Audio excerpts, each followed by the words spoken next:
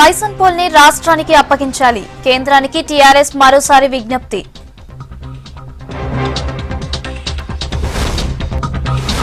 ఆదిలాబాద్ మార్కెట్లో దళారుల హవా, దారుణంగా నష్టపోతున్న పత్తి రైతులు.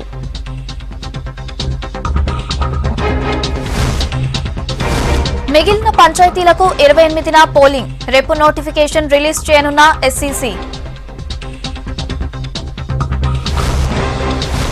శ్మశాన వాటికలో మున్సిపల్ మీటింగ్, కరీంనగర్ పాలక మండలి budget review.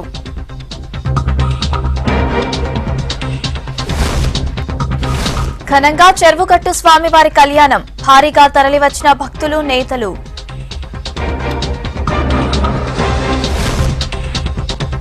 Bison polo ground ను రాష్ట్రానికి అప్పగించాలని మరోసారి కేంద్రాన్ని కోరారు లోక్సభలో టీఆర్ఎస్ ఫ్లోర్ లీడర్ జితేందర్ రెడ్డి. అక్కడ తాము సెక్రటేరియట్ నిర్మించాలనుకుంటున్నామని చెప్పారు. 16వ లోక్సభ చివరి రోజు అభినందన పూర్వకంగా మాట్లాడారు జితేందర్ రెడ్డి. 14 ఏళ్లు పోరాటం చేసి తెలంగాణ తెచ్చుకున్న తర్వాత లోక్సభలోనూ మొదటి రోజు నుంచే పోరాటం చేయాల్సి వచ్చిందన్నారు జితేందర్ రెడ్డి.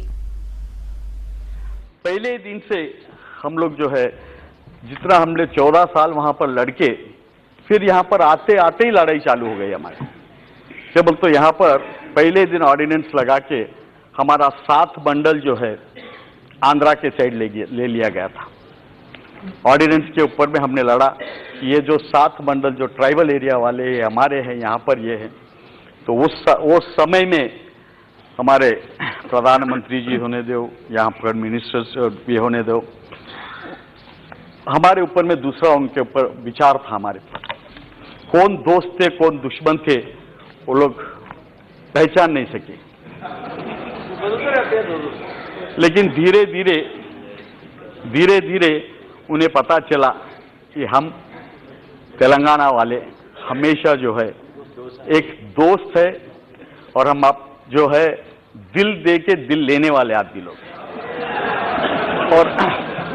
और इस तरीके से हमने हमारा व्यवहार चालू किया और हर मंत्रालय के अंदर में हर मंत्री के पास में हम जाते हुए हमारे मांगे जो जायज मांगे हैं, हमने आज तक एक भी नाजायज मांग हमने नहीं मांगी।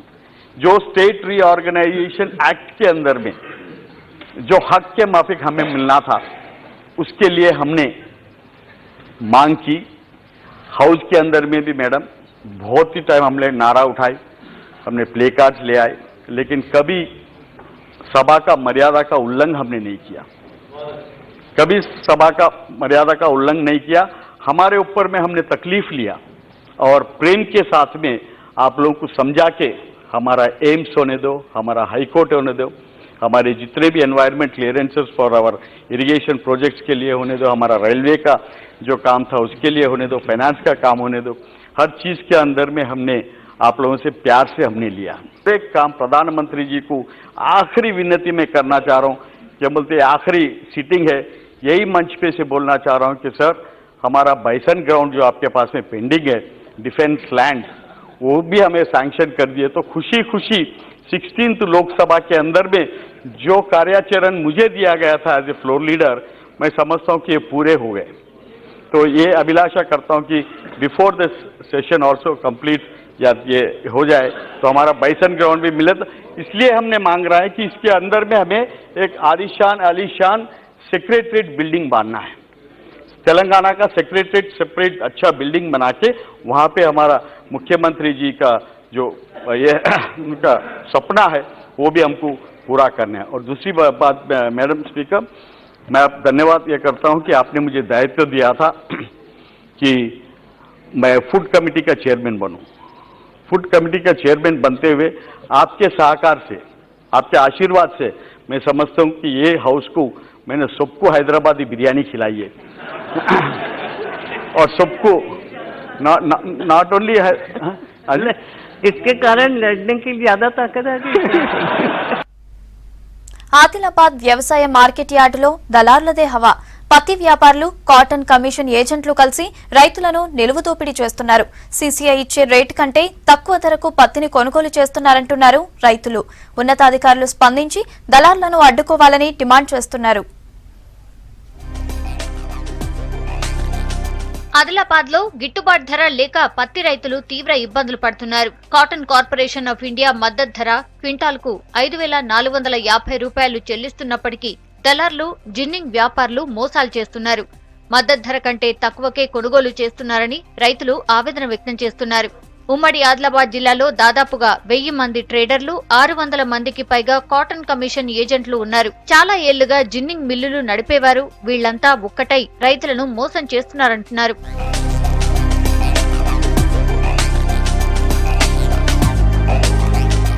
ఖరీఫ్ సీజన్ మొదట్లోనే దళార్లు రైతులకు పెట్టుబడి సాయం అందించడం, ఆ తర్వాత పంటను వ్యాపారులకే అమ్మేలా ఒప్పందం చేసుకోవడంతో రైతులు నష్టపోతున్నారు. జిన్నింగ్ వ్యాపారులు రైతులకు నేరుగా డబ్బు అందించకుండా ఏజెంట్లకు ఇస్తున్నారని, దాంతో వచ్చిన డబ్బు వడ్డీలకు సరిచూసుకుంటున్నారని చెప్తున్నారు రైతులు. మరోవైపు పత్తి రైతులు నష్టపోవడానికి సీసీఐ కూడా మరో కారణమని ఆరోపిస్తున్నారు. రైతుల దగ్గర పంట కొనకుండా వ్యాపారుల దగ్గర కొనడం వల్ల దళార్లే బాగుపడుతున్నారని అంటున్నారు. ఆదిలాబాద్ జిల్లా కేంద్రంలోని మార్కెట్ యార్డ్లో 2-3 రోజుల నుంచి అసలు ప్రైవేటు వ్యాపారస్తులు మేము కొనుగోలు చేయమని చెప్పి, అదేవిధంగా సీసీఐ వాళ్ళు 12% కన్నా ఎక్కువ ఉంటే కొనుగోలు చేయమని చెప్పి చేయడం వల్ల రైతులలో అనేకమైనటువంటి ఆందోళనలు వస్తున్నాయి. గత 15 రోజుల క్రితము వ్యాపారులు 4,500, 4,300కే కొనుగోలు చేయడం జరిగింది. ఆ 4,300కే రైతులు అమ్ముకోవాల్సినటువంటి దుస్థితి ఏర్పడ్డది. దానికి కలెక్టర్ గారు స్పందించి మార్కెట్కి వెళ్ళి ఇది మోసం చేస్తున్నారు, మీరు దగా చేస్తున్నారు రైతుల్ని అనేటువంటిది హెచ్చరించడం వల్ల నిన్న సీసీఐ మీరు కొనుగోలు చేయాలా, ప్రైవేటు వ్యాపారస్తులు కొనుగోలు చేయొద్దని చెప్పిన తర్వాత నిన్న సీసీఐ కొనుగోలు చేసే దాంట్లో మాకు 12% కన్నా తేమాకు ఎక్కువ కొనుగోలు చేయమని చెప్పి రైతుల దగ్గర కొనడం అనేటువంటిది ఆపేయడం జరిగింది. ప్రైవేట్ వ్యాపారుల దగ్గర అప్పు తీసుకున్నందుకు ధర తక్కువ వచ్చినా వారికే పత్తి విక్రయించాల్సి వస్తోందని ఆదిలాబాద్ రైతులు ఆవేదనగా చెప్తున్నారు. ఇక మార్కెట్ కు తీసుకొచ్చిన పత్తిని కమిషన్ ఏజెంట్లు జిన్నింగ్ మిల్లులకు పంపినందుకు 100కు రూపాయి కమిషన్ తీసుకుంటారు. అప్పుడప్పుడు 100కి 3 రూపాయలు కూడా వసూలు చేస్తారంటున్నారు. దళార్ల మోసాలు అధికారుల దృష్టికి తీసుకువెళ్లినా కంటి తుడుపు చర్యలు చేపడుతున్నారు. 2 రోజుల్లో మళ్లీ అంతా మొదటికి వస్తోందంటున్నారు. జిల్లా ఉన్నతాధికారులు మాత్రం రైతులను ఎవరైనా మోసం చేయాలని చూస్తే చీటింగ్ కేసులు పెడతామని హెచ్చరిస్తున్నారు.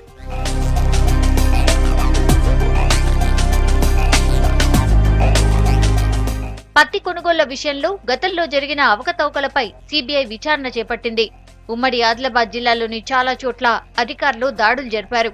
అయితే కమిషన్ ఏజెంట్లు, జిన్నింగ్ మిల్ల నిర్వాహకులపై ఆదాయ పన్ను శాఖ కూడా నజర్ పెడితే పెద్ద ఎత్తున అక్రమాలు బయటపడే అవకాశం ఉందంటున్నారు రైతులు. జనవరిలో పలు కారణాలతో నిలిచిపోయిన పంచాయతీల ఎన్నికలకు రాష్ట్ర ఎన్నికల సంఘం షెడ్యూల్ విడుదల చేసింది. రేపు నోటిఫికేషన్ జారీ చేసి ఈ నెల 28న పోలింగ్ నిర్వహించనున్నారు. అదే రోజు ఓట్లు లెక్కించి ఫలితాలు వెల్లడిస్తారు.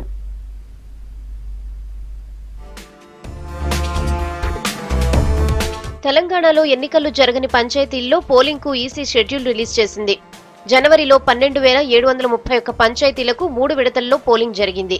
అయితే కొన్ని పంచాయతీల్లో సర్పంచ్, వార్డ్ మెంబర్ పదవులకు నామినేషన్లు దాఖలు కాకపోవడం, వచ్చిన నామినేషన్లు సరిగా లేకపోవడం, రిజర్వేషన్లు సరిగా కేటాయించకపోవడంతో 13 గ్రామాల్లో సర్పంచ్, 253 వార్డ్ మెంబర్ల పదవులకు ఎన్నికలు నిర్వహించలేదు.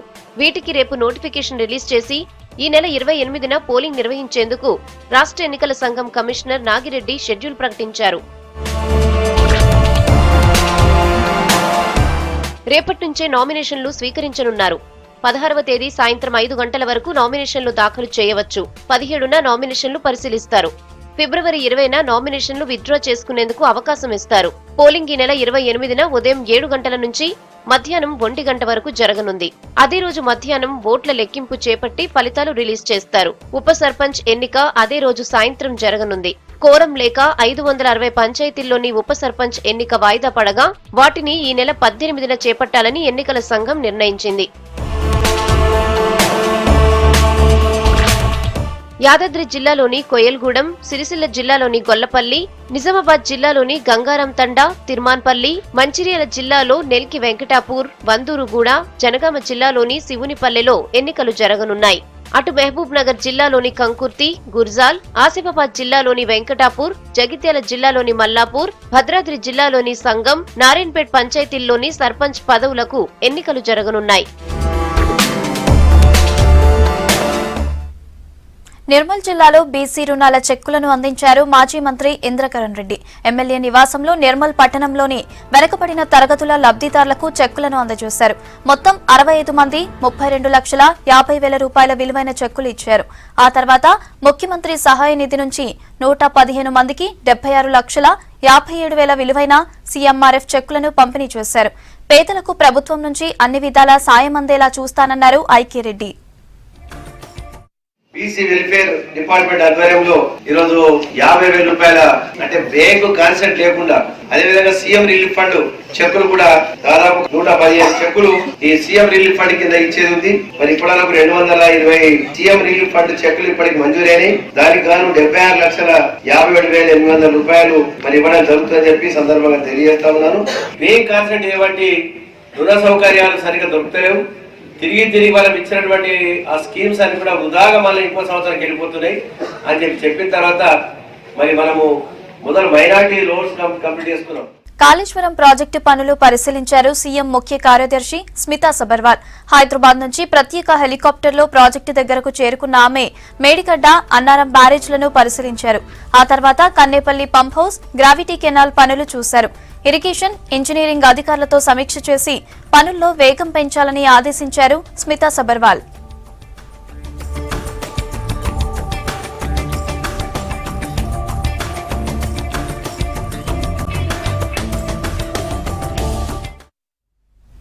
కామారెడ్డి జిల్లా బాన్స్వాడ మండలం పోచారంలో స్పీకర్ పోచారం శ్రీనివాస్ రెడ్డి కుటుంబాన్ని పరామర్శించారు ప్రభుత్వ సలహాదారు వివేక్ వెంకటస్వామి. పోచారం తల్లి పాపమ్మ ఫోటోకు పూలమాల వేసి నివాళులర్పించారు. పోచారం కుటుంబ సభ్యులకు ప్రగాఢ సానుభూతిని తెలిపారు వివేక్ వెంకటస్వామి.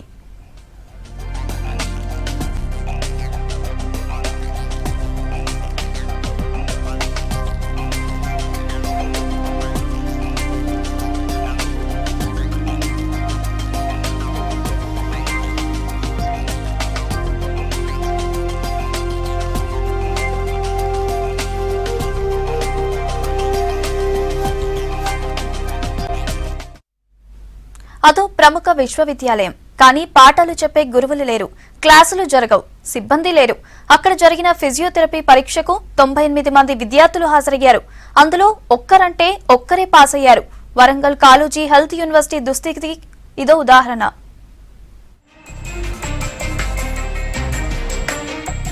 వరంగల్లోని కాళోజీ నారాయణరావు ఆరోగ్య విశ్వవిద్యాలయం పరిస్థితి పేరు గొప్ప అన్నట్టుగా తయారైంది. మన రాష్ట్రానికున్న ఈ ఏకైక హెల్త్ వర్సిటీలో కనీస సిబ్బంది, సౌకర్యాలు కరువయ్యాయి.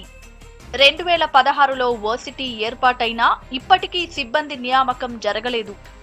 వర్సిటీ ఏర్పాటు సమయంలో టీచింగ్, నాన్ టీచింగ్ పేరుతో 100కు పైగా పోస్టులను ప్రభుత్వం మంజూరు చేసింది. కానీ అవి ఇప్పటి వరకు భర్తీ కాలేదు. భవనాల నిర్మాణంలో అడుగు ముందుకు పడలేదు. కాకతీయ మెడికల్ కాలేజీ భవనాల్లోనే కాళోజీ వర్సిటీ కార్యకలాపాలు కొనసాగుతున్నాయి. వర్సిటీకి వైస్ ఛాన్సలర్ గా కరుణాకర్ రెడ్డిని నియమించారు. 30కి పైగా రెగ్యులర్ పోస్టులు మంజూరు చేయగా అందులో సగం పోస్టులే భర్తీ అయ్యాయి.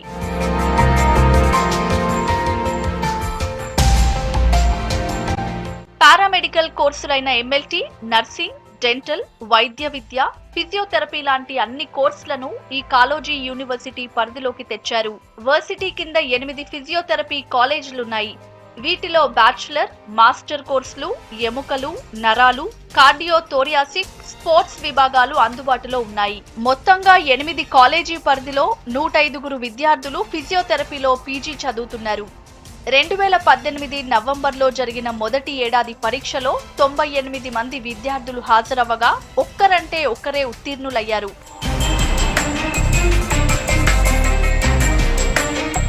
వైద్య విద్య పర్యవేక్షణలో యూనివర్సిటీ వైఫల్యం బయటపడుతోంది. నిబంధనల ప్రకారం పీజీ కాలేజీల్లో ప్రొఫెసర్లు ఉన్నారా లేరా అన్న దానిపై ఎలాంటి పర్యవేక్షణ లేదని చెబుతున్నారు. అరకొర సౌకర్యాల మధ్య ఎంతో కష్టపడి పరీక్షలకు సిద్ధమైతే వాటిని కూడా సరిగ్గా నిర్వహించలేదంటున్నారు విద్యార్థులు.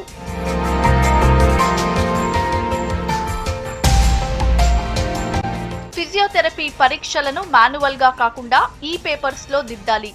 ఒకవేళ మాన్యువల్ గా దిద్దితే 3 సార్లు స్క్రూటినీ చేయాల్సి ఉంటుందని విద్యార్థులు చెబుతున్నారు.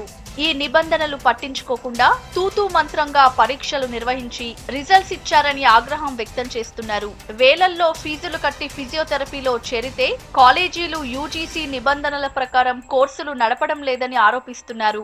కాలేజీలపై కాలోజీ యూనివర్సిటీ పర్యవేక్షణ లేకపోవడమే ఫలితాలు ఇంత దారుణంగా రావడానికి కారణమంటున్నారు విద్యావేత్తలు.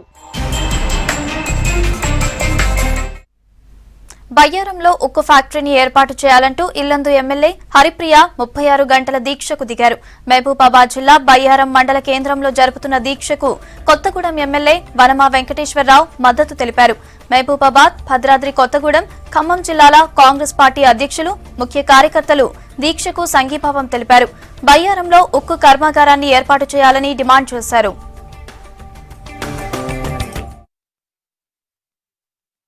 చేస్తామని ప్రజలు తప్ప కేంద్రం కానీ రాష్ట్రంలో పోటీ పడి ప్రజలు తప్ప ఉద్యోగం గురించి ఆలోచన చేయలేదు. నిపుణుల కమిటీ పంపించాం, అన్ని బాగా ఉన్నాయి, ప్రజలు శక్తిని దేశాలు చెప్పారు, రైతులకు చెప్పారు, మొత్తం చెప్పారు. మళ్ళీ మాటలు తప్ప ఇటువంటి చేత లేదు. ఈ ఉక్కు ఫ్యాక్టరీ వస్తే వేలాది మంది ఉద్యోగం వస్తుంది, ఈ ప్రాంతం అభివృద్ధి చెందుతుంది, మౌలిక సదుపాయాలు ఉంటాయి, అన్ని రకాలుగా అభివృద్ధి చెందుతున్న ఉద్దేశంతోనే ఆలోచన చేసి ఆనాడు కాంగ్రెస్ పార్టీ ఇస్తే ఇప్పుడు దాని గురించి ఆలోచించే పరిస్థితి లేదు. మరి రాష్ట్ర ప్రభుత్వము మేము నిర్మిస్తాము అనేసి చెప్తున్నప్పటికీ కూడా మళ్ళీ సింగరేణి సంస్థకి అప్పజగిస్తాము అనేసి కూడా ఇంకొక మాట తెలియజేయడం జరుగుతుంది. మరి బయ్యారంలో ఉక్కు ఫ్యాక్టరీని నిర్మించేంత వరకు కూడా మా పోరాటం ఆగదు. కరీంనగర్ మున్సిపల్ కార్పొరేషన్ బడ్జెట్ రూపకల్పన కోసం సమీక్ష సమావేశాన్ని శ్మశాన వాటికలో నిర్వహించారు. ఉదయం నగరంలోని మానేరు ఒడ్డున ఉన్న శ్మశాన వాటిక పనులు పరిశీలించేందుకు వెళ్లిన మేయర్ రవీందర్ సింగ్, కమిషనర్ సత్యనారాయణ, ఇతర అధికారుల బృందం అక్కడి సమస్యలను పరిశీలించారు. ఆ తర్వాత అక్కడే సమీక్ష సమావేశం ఏర్పాటు చేశారు. బడ్జెట్ పై త్వరలో నిర్వహించే మున్సిపల్ కార్పొరేషన్ సర్వసభ్య సమావేశానికి ముందు చర్చించాల్సిన అంశాలపై రివ్యూ చేశారు. మున్సిపాలిటీలపై చిన్నచూపు చూడొద్దనే సందేశం ఇచ్చేందుకు కీలకమైన బడ్జెట్ రివ్యూను శ్మశానంలో ఏర్పాటు చేసినట్లు తెలిపారు మేయర్. వైకుంఠధామంగా చాలా గొప్పగా దాన్ని తీర్చిదిద్దుతున్నాం. దాదాపు ఒక 45 రోజులలో 50 రోజులలో దీనికి తప్పనిసరిగా ప్రారంభోత్సవానికి సిద్ధం చేసే విధంగా తయారు చేసి పెడతాం.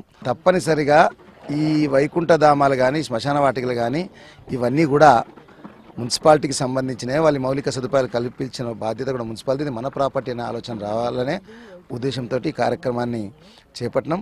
చుట్టాలు చాలా దూరంకి వెళ్ళి వచ్చే వాళ్ళు ఉంటారు కాబట్టి వాళ్ళ కోసం కూడా మున్సిపాలిటీ పరంగానే ఫ్రీజింగ్ మిషన్స్ కూడా కొనుక్కోవడం జరుగుతుంది.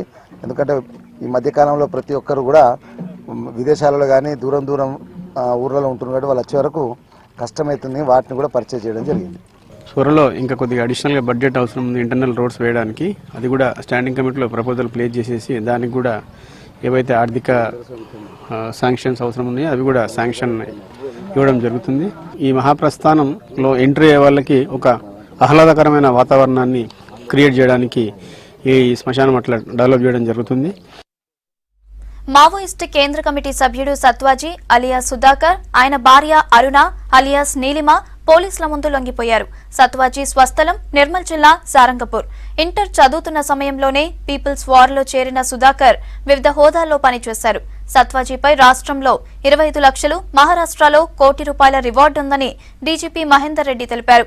మిగతా సభ్యులంతా కూడా జనజీవన స్రవంతిలో కలవాలని కోరుకుంటున్నట్లు సత్వాజీ చెప్పారు. మావోయిస్టు వ్యవస్థ కనుమరుగైపోయిందన్నారు. ఉనికి కోసమే పార్టీ పనిచేస్తుందని చెప్పారు.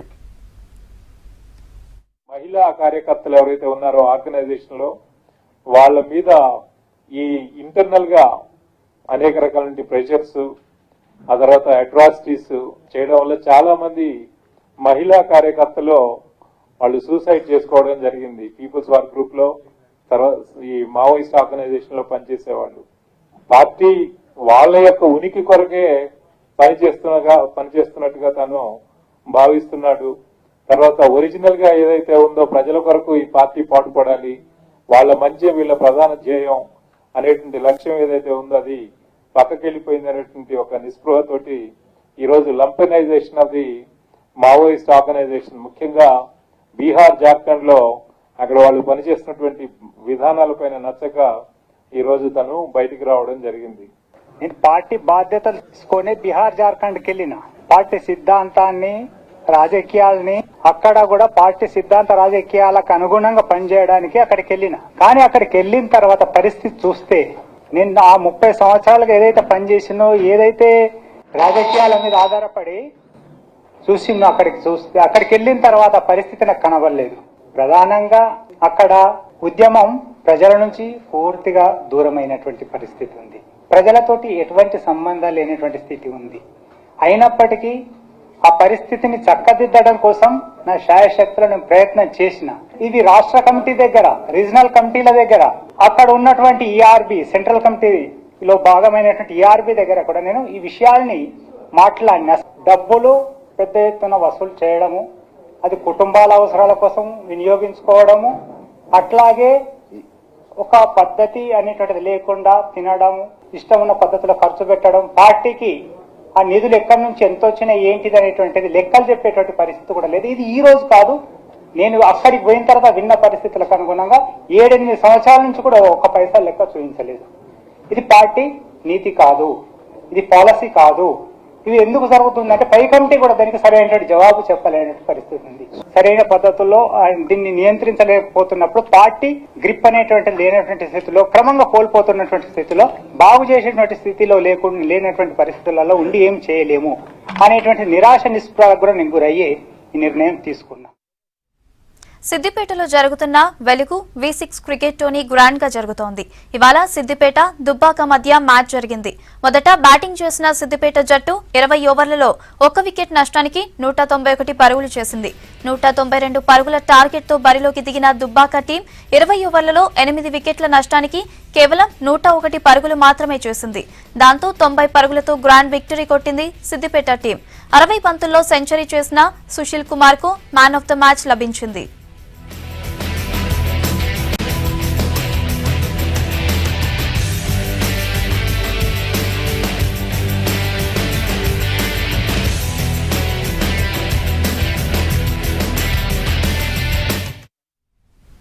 నాగర్ కర్నూలు జిల్లాలో వెలుగు క్రికెట్ టోర్నీ రెండో రోజు ఉత్సాహంగా జరిగింది.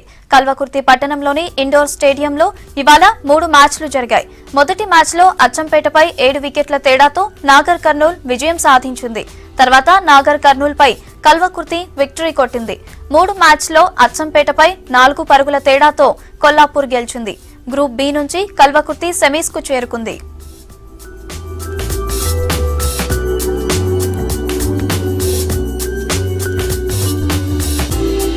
నల్గొండ జిల్లా చెరువుగట్టులో స్వామివారి కళ్యాణం ఘనంగా జరిగింది. స్వామి అమ్మవార్లకు ప్రభుత్వం తరపున మండలి డిప్యూటీ చైర్మన్, స్థానిక నేతలు ముత్యాల తలంబ్రాలు సమర్పించారు. ఉత్సవ విగ్రహాలను వృషభ వాహనంపై ఆలయం పురవీధుల్లో ఊరేగించారు. కళ్యాణం చూసేందుకు భక్తులు లక్షల మంది తరలివచ్చారు. నల్గొండ జిల్లా నార్కట్పల్లి మండలం చెరువుగట్టులో తెలంగాణ శ్రీశైలంగా పిలిచే శైవ క్షేత్రం శ్రీ పార్వతీ జడల రామలింగేశ్వర స్వామి వార్షిక బ్రహ్మోత్సవాలు ఘనంగా నిర్వహించారు. అందులో భాగంగానే ఇవాళ తెల్లవారుజామున మాఘశుద్ధ గడియల్లో స్వామి కళ్యాణం వైభవంగా జరిగింది. ముందుగా స్వామి అమ్మవార్ల ఉత్సవ విగ్రహాలను వృషభ వాహనంపై ఆలయ పురవీధుల్లో ఊరేగించారు. ఆ తర్వాత మండపానికి చెరువుగట్టు స్వామివారికి ప్రభుత్వం తరపున శాసన మండలి డిప్యూటీ చైర్మన్ నేతి విద్యాసాగర్, నకిరేకల్ ఎమ్మెల్యే చిరుమర్తి లింగయ్య పట్టు వస్త్రాలు, ముత్యాల తలంబ్రాల్ని సమర్పించారు. స్వామి అమ్మవార్ల కళ్యాణానికి నల్గొండ ఎమ్మెల్యే కంచర్ల భూపాల్ రెడ్డి, నకిరేకల్ మాజీ ఎమ్మెల్యే వేముల వీరేశం హాజరయ్యారు. ప్రభుత్వం తరఫున మన ముఖ్యమంత్రి గారు ఎంతో శ్రద్ధ తీసుకొని ఈ కార్యక్రమం మంచిగా జరపాలని చెప్పి మా ఎమ్మెల్యేలను మా ఎక్స్ ఎమ్మెల్యే వీరేశం గారికి మా అందరికి కూడా సలహాలు ఇచ్చిండు. నల్గొండ ఎమ్మెల్యే గారు మేమందరం కూడా వచ్చి రాత్రి మొత్తం ఇక్కడ ఉండి ప్రశాంతంగా ఈ కార్యక్రమాన్ని నడిపించి స్వామివారి కళ్యాణాన్ని చూసేందుకు వివిధ ప్రాంతాల నుంచి దాదాపు 3 లక్షలకు పైగా భక్తులు తరలివచ్చారు. కళ్యాణం తర్వాత స్వామి అమ్మవార్లకు ఒడిబియ్యం, తలంబ్రాలు సమర్పించి మొక్కులు చెల్లించుకున్నారు భక్తులు. లక్షల మంది రావటంతో ఆలయ ఆవరణ శివనామ స్మరణతో మారుమోగిపోయింది. కళ్యాణంలో స్థానిక రాజకీయ ప్రముఖులు, జిల్లా అధికారులు పెద్ద సంఖ్యలో పాల్గొన్నారు. మరి ఈ నెల 11వ తారీఖు నుంచి ప్రారంభోత్సవం చేయడం జరిగింది. మరి అదేవిధంగా నల్గొండలో కూడా నగరోత్సవం కూడా పెద్ద ఎత్తున కార్యక్రమాలు చేసుకొని పలు కార్యక్రమాలు చేసుకుంటూ మరి ఇది విశిష్టమైనటువంటి దేవాలయము, మరి చెరువుగట్టు దేవాలయం మరి పెద్ద ఎత్తున లక్షలాదిగా తరలి వచ్చి ఈరోజు కళ్యాణం తెల్లవారుజామున 12వ తారీఖు తెల్లవారుజామున మరి ఈరోజు కళ్యాణం పెద్ద ఎత్తున జరిగింది. ఈ కళ్యాణానికి ప్రభుత్వం తరఫున శాసన మండలి డిప్యూటీ చైర్మన్ గౌరవ శ్రీ నేతి విద్యాసాగర్ గారు పట్టు వస్త్రాలను తలంబ్రాలను తీసుకొచ్చి స్వామివారికి ఇవ్వడం జరిగింది. స్వామివారిని దర్శించుకొని కళ్యాణాన్ని వీక్షించడం జరిగింది. ఈ కళ్యాణంలో ప్రభుత్వం తరఫున స్వామివారికి తలంబ్రాలు పట్టు వస్త్రాలు తీసుకొచ్చినటువంటి విద్యాసాగర్ ఆరోగ్యాలతో ఉండాలని, ప్రజలంతా బాగుండాలని చెప్పేసి కోరుకొని అందరం స్వామివారికి పట్టు వస్త్రాలు సమర్పించడం జరిగింది. శైవ క్షేత్రాల్లో మహాశివరాత్రి రోజున శివ కళ్యాణం జరుగుతుంది. కానీ చెరువుగట్టులో మాత్రం రథసప్తమి రోజున కళ్యాణం నిర్వహిస్తారు. ఇప్పుడు స్టేట్ రౌండ్ అప్ చూద్దాం.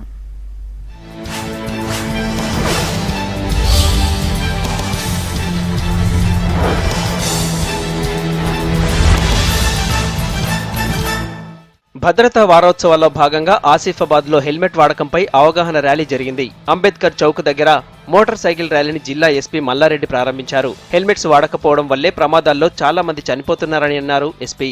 యువత హెల్మెట్ ధరించాలని, మద్యం సేవించి వెహికల్స్ నడపొద్దని సూచించారు. నిర్మల్ జిల్లా బాసరలోని ఆర్జేయూకేటీ కాలేజీలో యాన్యువల్ స్పోర్ట్స్ టోర్నమెంట్ను రిజిస్ట్రార్ బీవీఎస్ మూర్తి ప్రారంభించారు. యూనివర్సిటీ సిబ్బందితో పాటు విద్యార్థులు ఈ పోటీలను ఆసక్తిగా చూశారు. అలాగే డైరెక్టర్ మధుబాబు శాస్త్రి ఆధ్వర్యంలో ఆర్జేయూకేటీ అభివృద్ధిపై తీస్తున్న డాక్యుమెంటరీలో హీరోయిన్ నవీనా జాక్సన్ పాల్గొన్నారు. దీనికి సంబంధించిన షూటింగ్ కాలేజ్ క్యాంపస్లో జరిగింది. ఖమ్మం జిల్లా వైరా మార్కెట్ యార్డులో కొత్తగా మంజూరైన ఫైర్ స్టేషన్ను ఎమ్మెల్యే లావుడ్య రాములు నాయక్ ప్రారంభించారు. ఈ ప్రాంతంలో ఎక్కువగా అగ్ని ప్రమాదాలు జరుగుతున్నందున ఈ స్టేషన్ బాగా ఉపయోగపడుతుందని అన్నారు.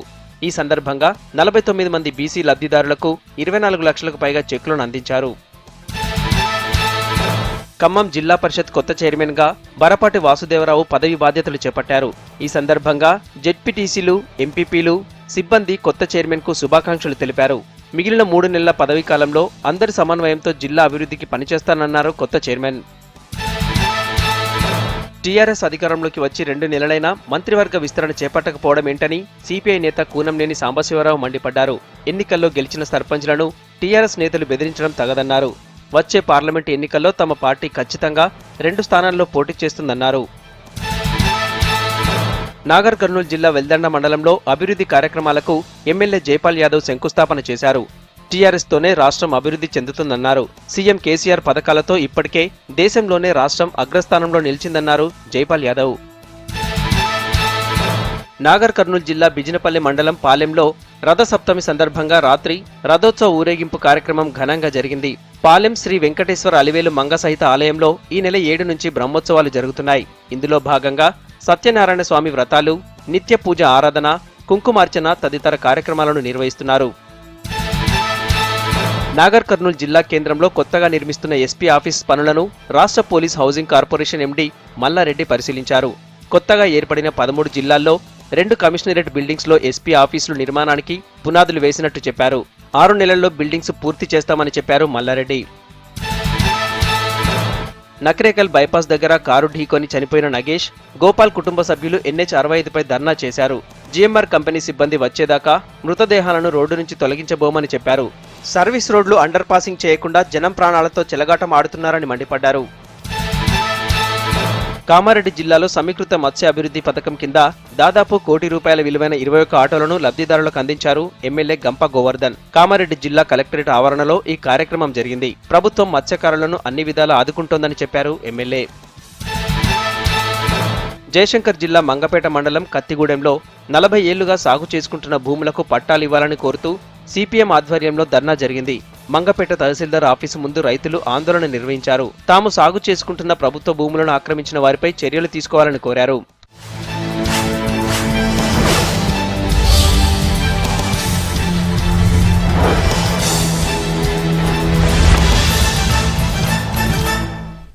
ఇవి Telangana updates. Keep watching V6 news.